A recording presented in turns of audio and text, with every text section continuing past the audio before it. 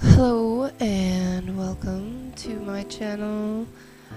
I'm Ariana and I am painting a little study of a young girl. She is of Yazidi origin, and I have kind of been doing this series of these young girls who went through a lot. They went through a lot a little while ago, and I kind of wanted to just do this tribute for them, to them, about them, to sort of raise awareness, get their story out there, if you will. It's something that I feel passionate about. It's not something that I'm trying to profit from or gain attention from, but it's just something I want to share with anybody who cares to hear about it. So I have gotten a few questions where people were curious. Well, who are the Yazidi people? So I thought I would share a little bit of what I know, and it's not very much, of who the Yazidi people are. So I am on Wikipedia, so I'm going to share just a little bit about them. I kind of heard a little bit about them from people that I had the pleasure of meeting who are going over there to a very dangerous situation. There's still lots of war going on, and it's not a safe place. There's still a lot of stuff going down, especially with the war in Syria. So anyway, let's just talk about the Yazidi people, a little bit about their history. So the Yazidis are a sect, or a very unique religion. They are the indigenous people of northern Mesopotamia, what is now Iraq. They practice a religion called Yazidism, and it has a very ancient history.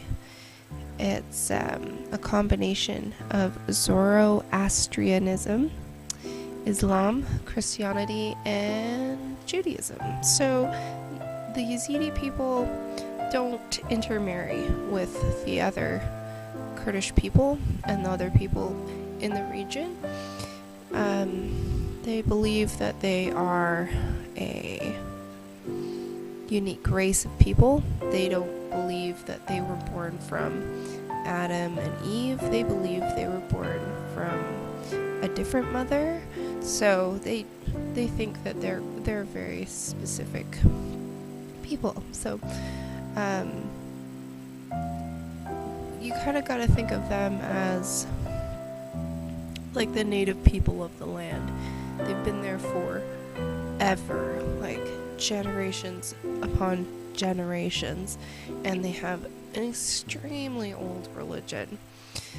Very old places where they go and they worship, and ancient ways of doing that. It's not widely known exactly what they believe, because they don't really share a lot about it, so it's quite still sort of hidden, if you will.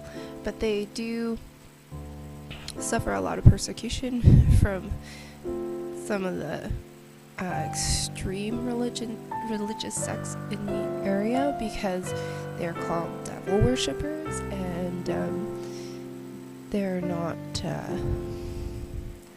there's no one there that protects them. So as I explained in the last video, recently they've had to flee their homes, and they live in a camp that's kind of overlooking where their home used to be, but they can't rebuild, and they probably won't be able to go home and make a home for themselves and their children. A lot of young children, a lot of people who've been through just, really bad stuff. So for another 10 years, so that's about where people are projecting they'll be able to get back in there, because there's a lot of booby traps, there's a lot of it's hard to get back. So hard to rebuild. So this one organization that I've been in contact with, they have a project. They're run by the Alliance Church of Canada, and they have some very brave individuals who want to go over there and help these people kind of work through their tremendous problems from being attacked the way they were. Horrible things happened to them. They witnessed horrible things. I don't think that we understand the full extent of what has transpired in the Middle East over the last few years. You can go and you can look it up and you can, subject yourself to some of the images. I know when it happened I did, and well, it was pretty awful. It was so awful. Those images are stuck in my head forever, and I know, somebody lived through this. Somebody took those photos. Somebody saw this horror. And I can't imagine that. I can't. It's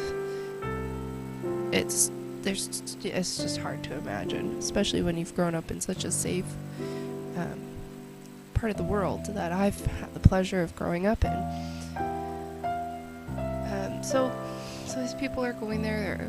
They're working with the women who were sex slaves, and using art as a means of helping them work through their grief, work through their trauma.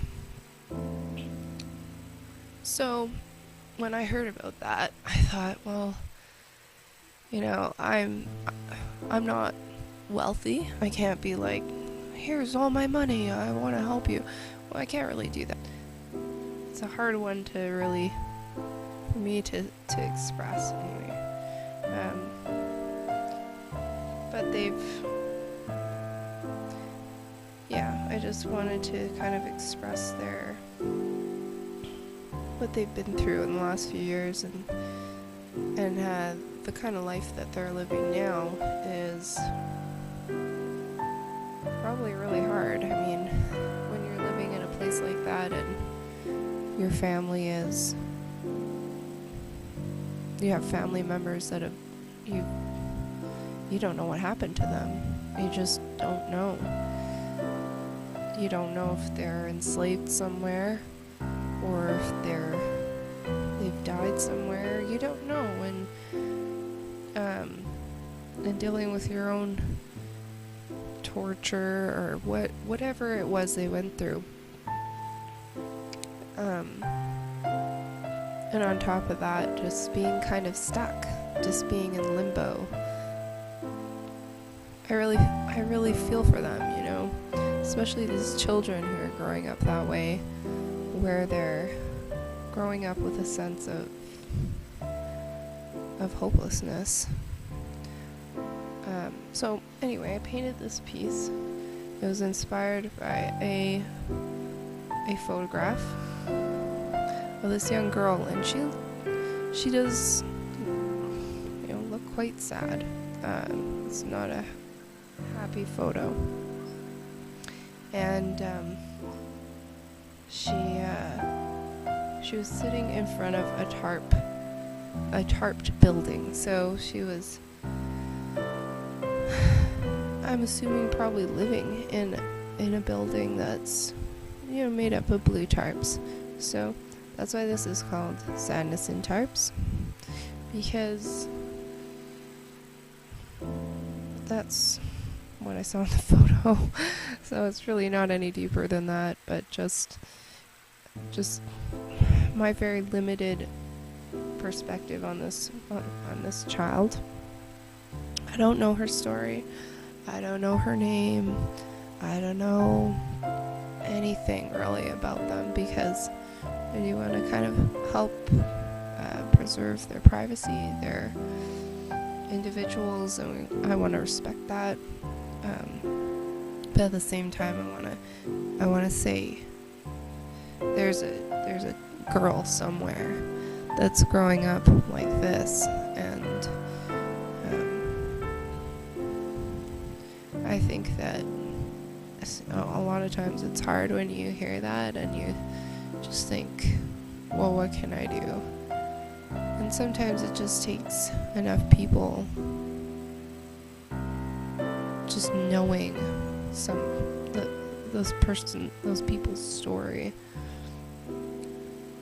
Sometimes that's all it takes for change to happen for people.